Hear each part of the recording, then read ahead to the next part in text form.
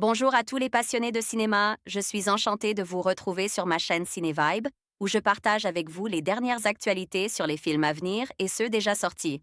Pensez à vous abonner pour ne rien manquer des nombreux contenus captivants à venir. C'est Bonjour parti! à tous, et bienvenue sur ma chaîne. Aujourd'hui, je vais aborder un sujet qui me tient particulièrement à cœur, de nos frères Bless. Dans cette vidéo, nous allons explorer les histoires poignantes de ceux qui ont souffert, que ce soit sur le champ de bataille, dans des conflits sociaux ou à travers des luttes personnelles. Je partagerai des témoignages, des réflexions et des analyses pour mieux comprendre les impacts de ces blessures, tant physiques que psychologiques.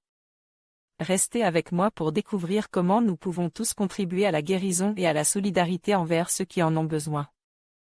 Diafana Distribution. Date de sortie, 30 mars 2022. Durée, 1h35. Site officiel. Un hommage sans souffle.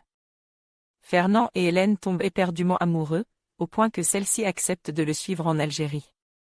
Mais nous sommes en 1954, et les désirs indépendantistes commencent à être réprimés de plus en plus sévèrement. Le couple va alors voir son destin basculer.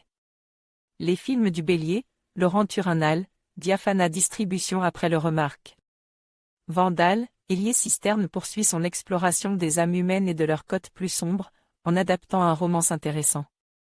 Au destin de Fernand Yveton, militant communiste et anticolonialiste à Alger. À l'exception des férus d'histoire, il est probable que son nom ne vous dise rien, bien qu'il soit devenu un symbole de l'arbitraire. De la justice à une époque trouble, où la honte s'emparait des tribunaux après des verdicts rendus sans aucune morale ou équité. Car nous sommes au milieu des années 50. Après la débâcle reçue en Indochine, le gouvernement français ne peut pas accepter la révolte d'une autre colonie.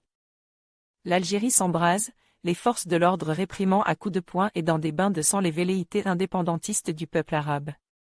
Fernand va alors décider d'agir, au nom de ses « frères », qu'il côtoie depuis la plus tendre enfance. Plombe par un classicisme suranné et la lourdeur mécanique de ses flashbacks, la leçon d'histoire s'arrête à son propos, offrant un spectacle cinématographique bien plus décevant. Si le 7e art semble à nouveau s'intéresser à cette guerre, en témoigne le Recent des hommes, le film ne réussit jamais à trouver l'ampleur nécessaire, se limitant à une romance maladroite là on aurait aimé voir surgir à l'écran la fougue des protagonistes, cette flamme incandescente pour laquelle ils étaient prêts à tout sacrifier. Les idéaux au-dessus de l'amour, le danger comme quotidien. Pourtant, les scénaristes, parmi lesquels on compte Catel Kiiver, réalisatrice entre autres de « Réparer les vivants » et « Suzanne », avaient opté pour un choix judicieux, traiter le parcours de Fernand Yveton la majeure partie du temps par des points de vue extérieurs, laissant le spectateur juger lui-même des motivations du jeune homme. Refusant ainsi le manichéisme, et porte par un étonnant duo de comédiens, de nos frères Bless, avait tout pour être la fresque intime et engagée que nous attendions. Malheureusement, ces défauts condamnent ce pamphlet à l'hagiographie calibrée pour les remises de prix, sans force et aspérité. Christophe Brange envoyait un message au rédacteur Élie Cisterne. Votre note, votre pseudo, votre commentaire. En conclusion, de nos frères Bless, nous rappelle l'importance de la solidarité et de l'empathie envers ceux qui souffrent. À travers les histoires de ces hommes et femmes, nous prenons conscience des blessures invisibles qui touchent notre société.